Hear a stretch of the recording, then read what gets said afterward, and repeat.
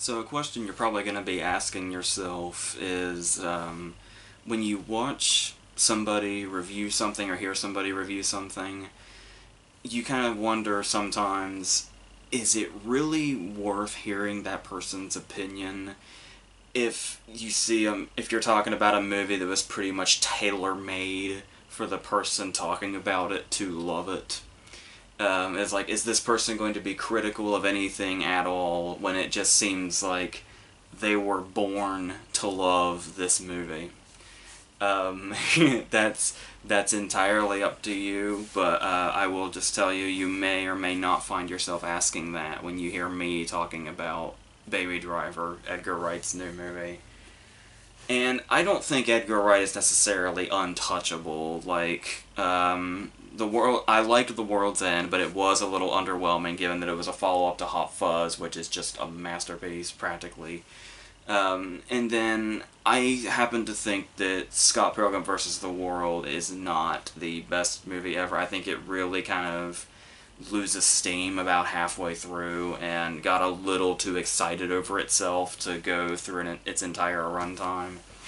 But here, he's able to take that problem that he had with Scott Pilgrim, I thought, and is able to make it work wonders. Because obviously, this whole thing is a live wire from the word go. Like, we start, and obviously there's going to be comparisons to Drive, or Walter Hill's The Driver, for instance. I believe Walter Hill actually has a cameo at the end, too. And the thing here is, when this movie is just sitting in place, we realize that it can still be totally and completely off the wall. We have this whole opening scene that starts with him just sitting in the car and lip syncing and drumming in every place he possibly can, and it's weird because I kind of went into this uncertain because Ansel Elgort was the star. And if you've seen me talk about the Divergent movies, or God forbid, The Fault in Our Stars, you know that I am not a fan. He just kind of has this all-around douche aura about him that I just really don't like, and I did not care for any of the performances of his I saw so far, but there is something that he does here that is so kind of effortless and kind of cool, but also incredibly likable. The whole point is that he is such a good guy through the whole movie, surrounded by shitty people. And so we see him, and he just owns this. He just owns this moment where he's just sitting in the car. And then we go forward, and then there is a chase scene. And of course, regardless of the fact that this chase has some very heavy editing, like it's obviously we're having a real problem, especially lately, where action scenes are just really heavily edited to the point where like everything is cutting constantly. And in any other movie, in any other director's hands or editor's hands, this would be a problem. This would look really bad. But the way this scene is done makes it work. It makes it seem really, really flashy without seeming like overkill. It works in to kind of make it as exciting as possible. Even if it is very cutty, it works exactly for what this scene is going for. And then it doesn't even stop after that.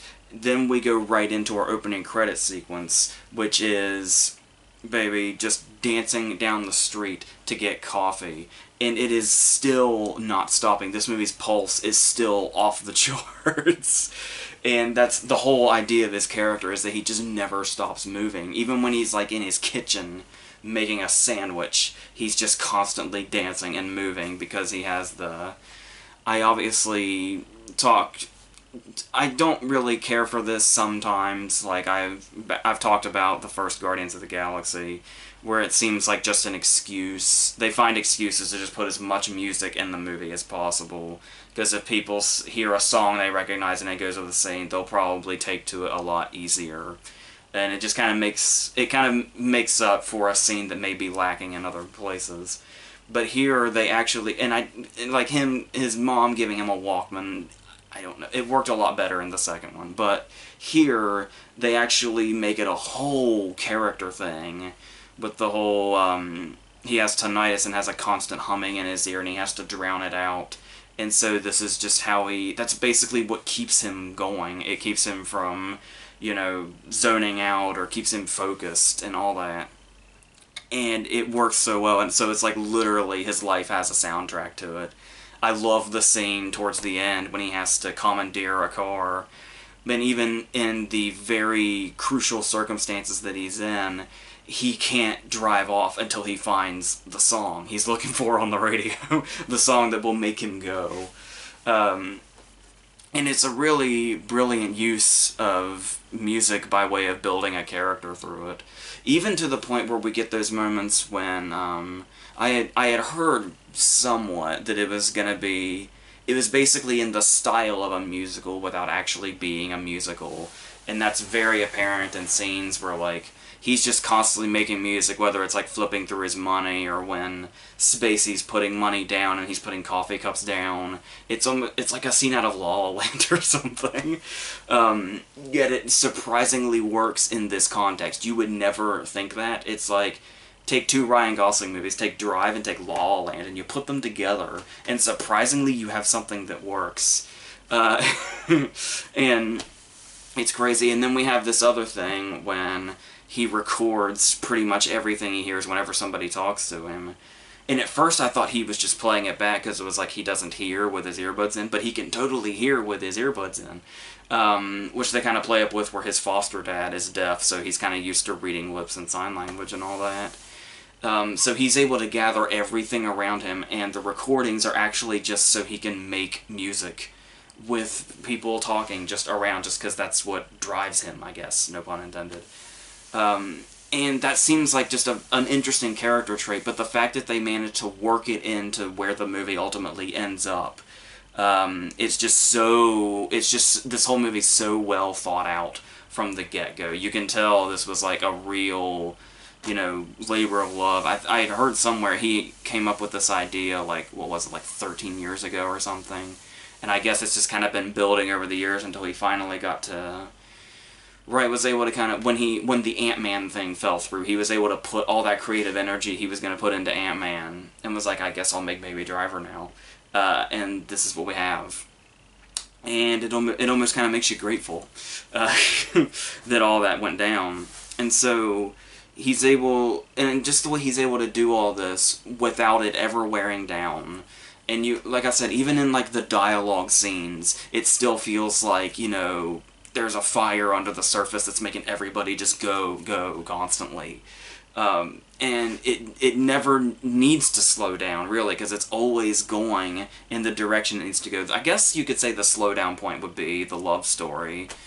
And while I don't think Lily James, I think is her name, I don't think she is the best actress, but there's still some weight to this love story that makes it a really nice part of the movie when it happens, but it's not just in there. It's another thing where you think it's just going to be something, but it ultimately will play a bigger part and will add to the stakes later. And so I love that everything just kind of ties together. Even if it seems totally irrelevant, there's a really good chance that it's not, which is something we know Wright is incredible at when you look at the whole setups in the Cornetto trilogy, where it's like in every movie in the Cornetto trilogy, there's always that scene where the entire blueprint of the movie gets laid out for us in like one of the first scenes, and then we just watch it play out the rest of the way exactly as we were told it was gonna be.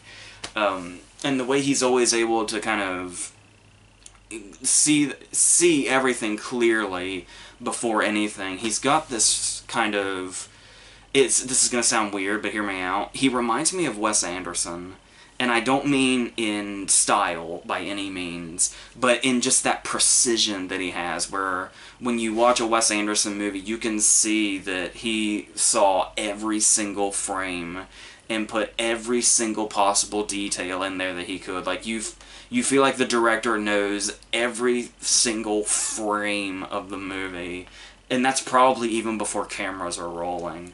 How there's just that constant kind of attention to detail, and everything is so meticulous and perfect in every shot.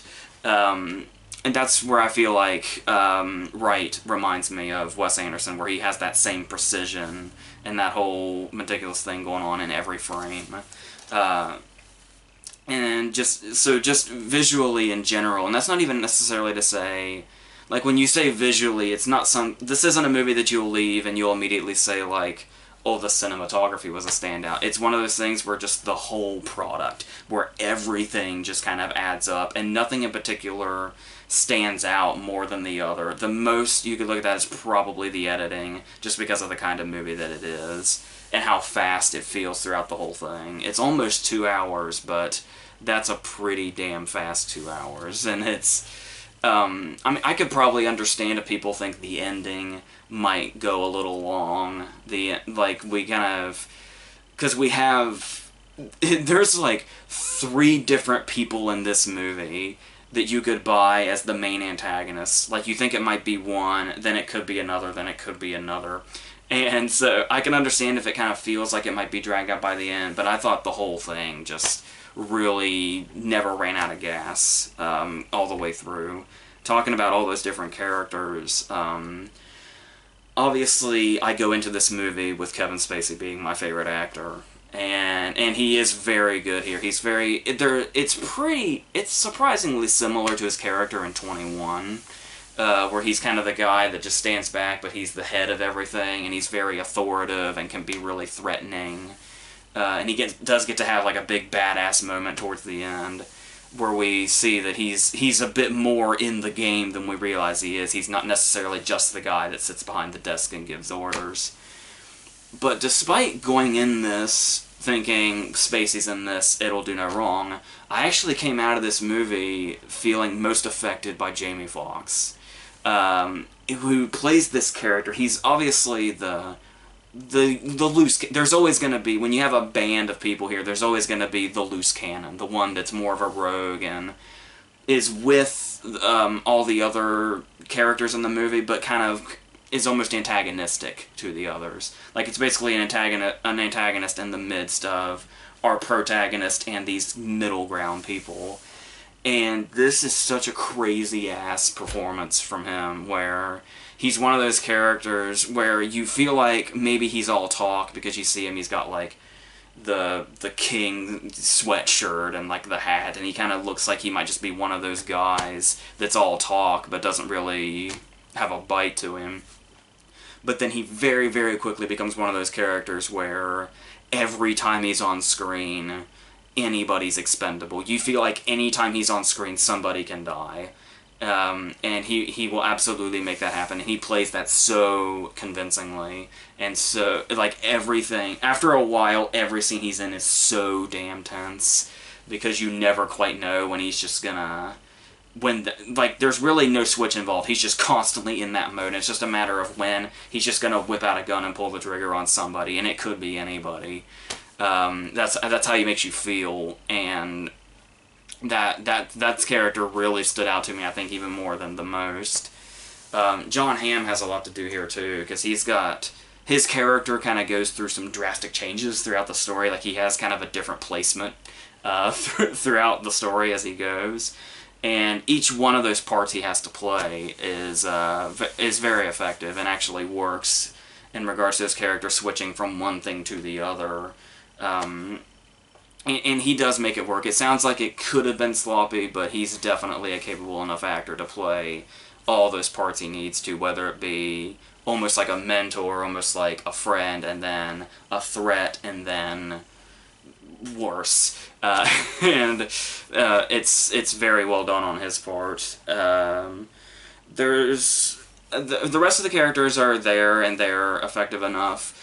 John Bernthal kind of stands out, and it's one of those things that you don't really think about until after the fact, where he kind of sets up like he's going to be the character, kind of like the character John Hamm ends up being, and then we just never see him again.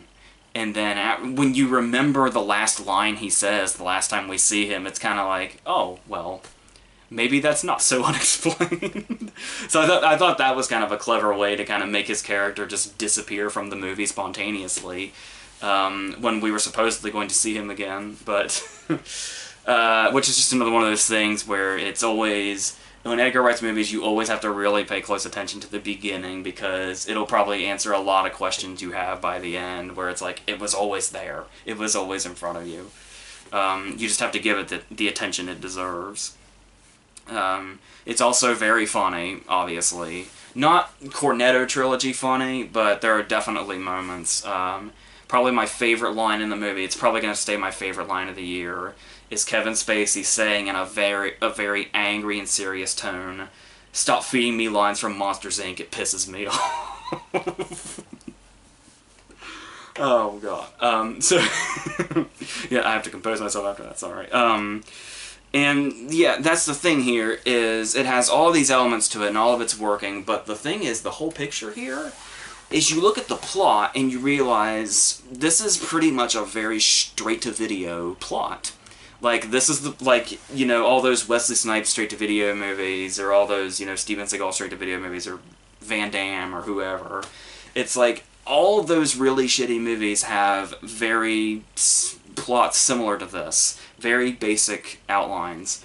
And this shows you, Edgar Wright shows you, just how much, this should already be obvious, but Edgar Wright reminds us just how incredibly important execution is.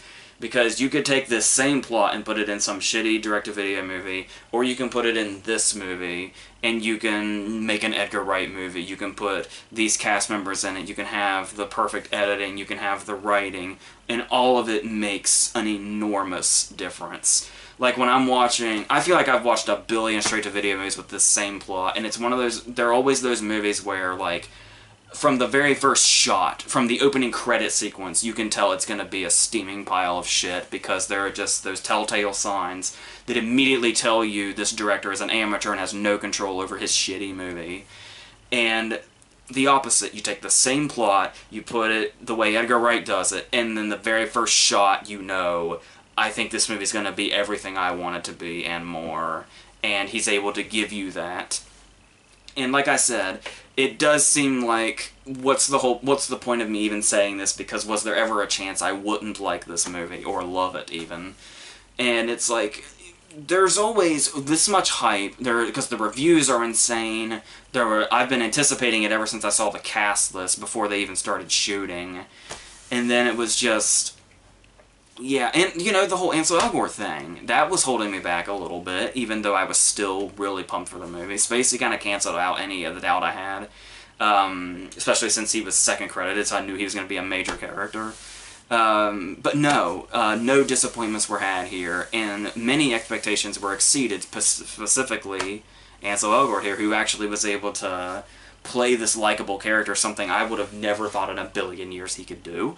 Just simply play a likable character, but he's a very likable character and really, really is the heart of this story. And yeah, just everything is clicking and everything is working. There's also like a kind of an old-fashioned feel to it as well, not just like movies like from the 70s, like The Driver or something. I think The Driver's the 70s. 70s or the 80s. And then there's scenes where, like, obviously we're taking place in present day, everybody's got a cell phone and they're texting, there's a little kid, a very clever little kid that's just looking at his electronic device and all that. But when you see, like, the love story portions where, like, Baby and Lily James's character, or Deborah's her name, are talking, and it's like, he calls her at work and asks for her on his landline. And you know, and there's a time when, in a crucial moment, he has to slip her a note, and it's like, their romance does not have this modern day feel to it. There's no just simple texting back and forth. So that love story in general kind of brings that old fashioned feel to it as well, despite the fact that we're clearly in present day. So yeah, everything's working, it's funny, it's incredibly violent, it's extremely fast-paced, the action is off the wall, there is, despite the fact that it's a movie about driving, there is a foot chase that rivals the car chases, which is just stellar. So, there's not really a whole lot else to say. I don't know what else has been said in the reviews already, but that is my particular take on it. I love it. Obviously, we'll see if anything can top it. for the rest of the year. We got half of one to go, half of a year to go. But we'll see what happens. But yes, I'm very, very happy. I was very happy when I walked out of that theater today. So, with that being said, let's go on to a second movie. Haven't done this for a while, putting another movie in here, but I thought it fitting to go ahead and talk about T2 Trainspotting, which came out on DVD yesterday, so I only just now saw it. And I was very concerned, once again, going into this. I was hyped because, you know, Danny Boyle's making it, it's John Hodge writing it, we got the cast back, and the problem here, though, is the first Trainspotting has one of my favorite movie endings ever. So you can understand my concern when they said they were going to go ahead and make a long-delayed sequel, because obviously our long-delayed sequels here have not been panning out very well, for the most part. Every now and then there's a Fury Road, but it is so incredibly rare. And for the most part, we're in a shitty age where it's like we try to revive these movies and it never pans out. So I'm kind of in a half here. So it really could have panned out. It really couldn't have, but I think for the most part it definitely does. This is definitely a movie that it doesn't... I can probably say one thing I'm really grateful for is with the way this movie ends, I can still love the ending of the first movie as much as I do. Like, it doesn't... Obviously, what happens in the ending of Trainspotting is the whole storyline of this one.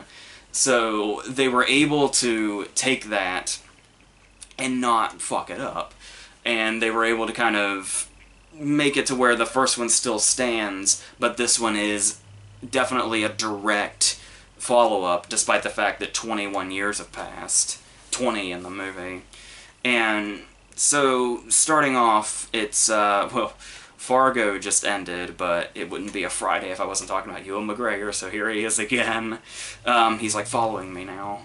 So we start off, and one of the funny things here is, well, it starts off as funny, then it gets sad, but then it gets funny again, where we have an introduction to the four of them at the very start here, and we see Renton is like a fitness freak now, and he's still relatively healthy. We start with him running again, go figure, just on a treadmill this time. And then Sick Boy is like this professional blackmailer now, that's just what he does. And then, obviously, Begbie is still in prison, and more psychotic than ever now, because he's had 20 years to hate Renton for what he did, and he's ready to break out and go find him. Spud is pretty much right where we left him. And the reason Spud is still where we left him is because he changed, but then he just went full circle. And the reason he went full circle was because of Daylight Savings Time. Daylight Savings Time just completely fucked him over, and now he's a junkie again. And that is definitely funny in itself. But then, it's amazing to me how much of this movie plays into Spud's depression, and how legitimately sad it can get, even though it can also be funny, that it just seems like he's just constantly on the wrong side of things, where you really do feel sympathetic for him, but you just can't help but laugh at the misfortune as well.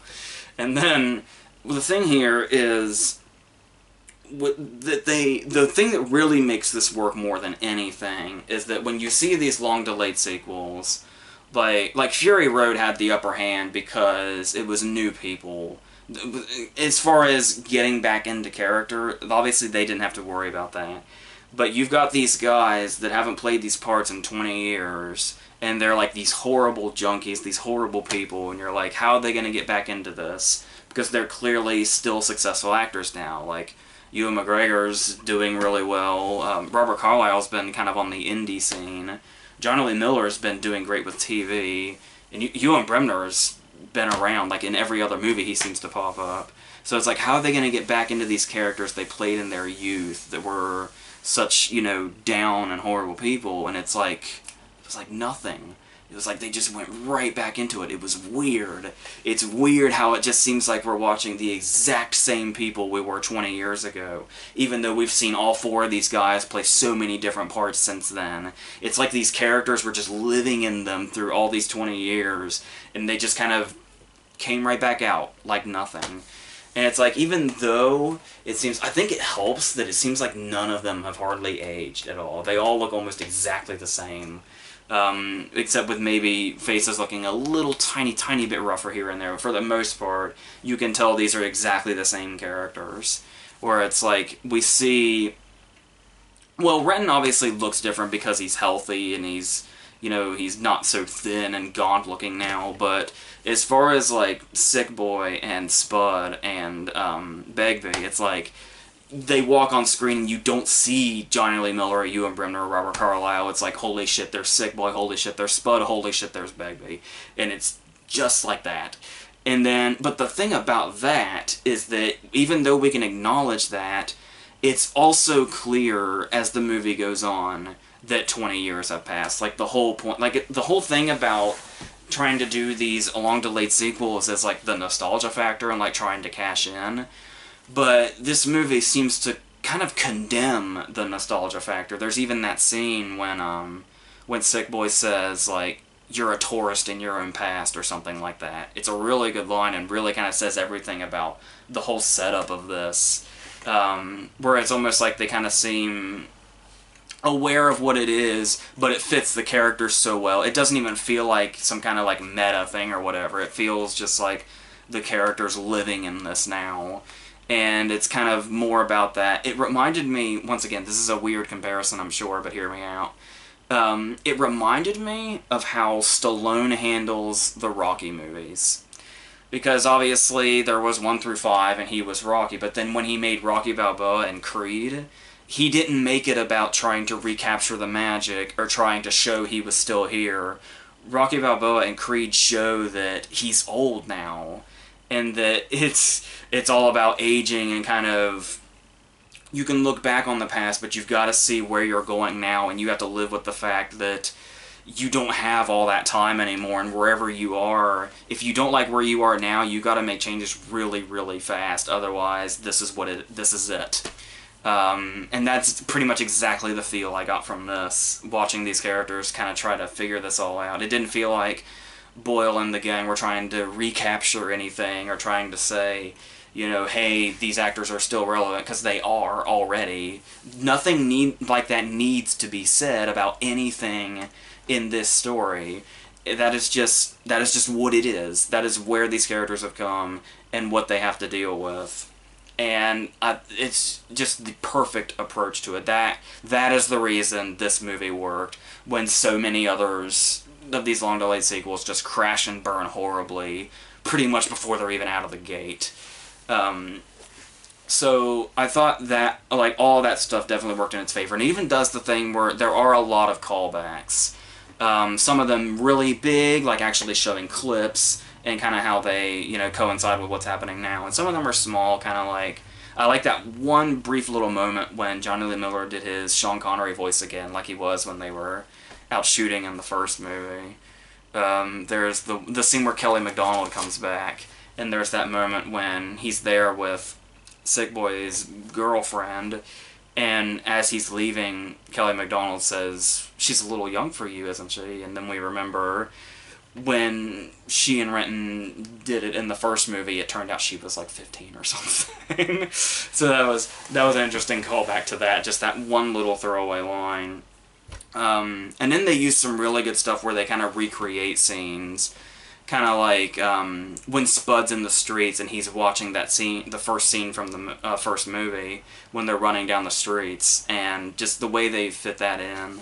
And that kind of goes into also just how incredibly well shot the movie is. The movie has a really nice aesthetic, much like the first movie did, but it's very much more, we're able to see how much what Danny Boyle has come to in the 20 years as a director, where he definitely has really adopted that flashiness.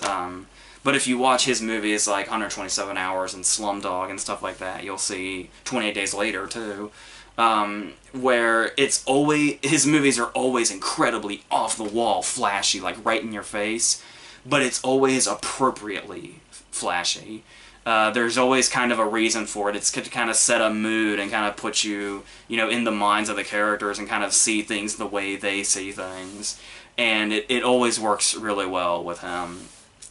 And just the way, like, and just kind of the aesthetic in general too, like when they're out to, like, there's kind of a darkness to it, like kind of a graininess throughout it that really adds to it, though it kind of shows almost like it's wearing, like it's showing age, like the characters in the movie, and just the landscapes of the movie in general. But then we get, those exterior shots that look really big, and the green on the grass is like really bright.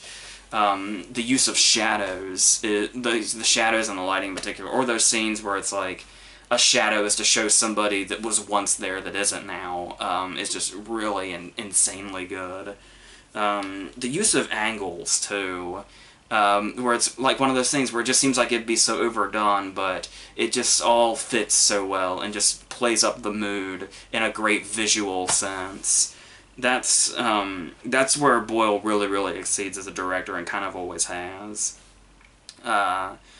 So yes, and that's pretty much what we have here. The performances obviously are still great. The characters, we get so much deeper into the characters now, and we kind of really get to see sides of them that we hadn't before, even in the first movie, and kind of get to see how all of them are dealing with. Obviously, Spud seems to get the most attention in regards to just how much emotion we get, but there's also, regardless of the fact that Begbie is like our crazy-ass antagonist, Robert Carlyle's performance was like one of my most anticipated performances going into this, and it's really incredible because he's just as crazy as ever, just as over the top as ever, but he's also got those moments, he's got the whole subplot with his son that really gives him that human edge, and there are some really touching scenes in there for this guy that we know is going to be our antagonist and we have to have some big showdown with at the end. That they still add that humanity to him, even though he's just this big, overblown dude. And Carlyle really brings that out, that real humanity in him, even if it's just in really brief glimpses, and that he's kind of shielding it and, pushing it away to do the big, threatening thing. And Johnny Lee Miller's really good in this, too. He takes on a lot of roles that doesn't really give him enough to show off what he can do, but when you let Johnny Lee Miller really go, he can really bring something. Like his run on Dexter, for instance, it was just like, you keep forgetting how good of an actor he is when you get performances like that, but this really, he just really gets to sink his teeth into this and really show. Sigboy was always one of my favorite characters from the first movie, because he was always the kind of that, he's that character you always wanted more of, but he would just kind of go in and out. But we get a lot more of him here, and we get a lot more kind of inside him to see how exactly he's gotten to this point. They even bring up when they're trading insults and trading, who is worse off in life now or who's the least successful in life, and Renton drops the baby on him. And we really kind of get to see how that's affected and all that stuff. We bring all that stuff back from the first one, but it's always to effective use, and it's always to kind of show the progression that we've made, not trying to go back and stay there. So that's really where the movie succeeds, and it succeeds very well. So I was very happy and very relieved that it turned out so well. So that was a very nice kind of double feature with. I watched that last night, and then Baby Driver today. That's some good stuff. So, we are continuing on. I'm going to do a review of Before I Fall in place of Spider-Man on Friday, because you probably won't have a Spider-Man review until Sunday night, unfortunately, but that's what it is. And then Sunday you have the big, giant verses I've been putting together all week, so hopefully you get something out of that.